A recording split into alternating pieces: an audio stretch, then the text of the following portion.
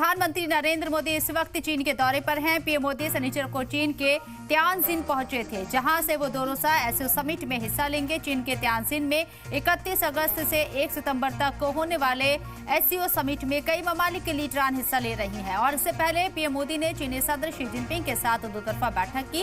इस बैठक में दोनों ममालिक को बेहतर करने पर चर्चा की गई। वहीं मीटिंग के बाद शी जिनपिंग ने कहा है कि दुनिया बहुत तेजी से बदलाव की तरफ बढ़ रही है। चीन और भारत दुनिया की बड़ी सिविलाइजेशन है। हम दुनिया की सबसे ज्यादा आबादी वाले मुल्क हैं और ग्लोबल साउथ का हिस्सा है। हमें अच्छे दोस्त और अच्छे पड़ोसी बनना जरूरी है। ड्रैगन और हाथी को साथ आना चाहिए। उधर पीएम मोदी ने एससीओ शिखर समिट के लिए शी जिनपिंग को मुबारकबाद दी। उन्होंने भारत और चीन के बीच रिश्ते में यकीन इज्जत होने की बात कही है। उन्होंने कहा है कि हमारे ममालिक के बीच सपोर्ट में 2.8 बिलियन लोगों के तरजीह जुड़े हैं और ऐसे में दोनों ममालिक के अच्छे रिश्ते इंसानियत के लिए जरूरी हैं। इस दौरान कई अहम ऐलान भी किए गए। दोनों के बीच कैलाश मानसरोवर यात्रा फिर से शुरू की गई है और सरहदी प्लान को लेकर भी यहाँ कई समझौते किए गए।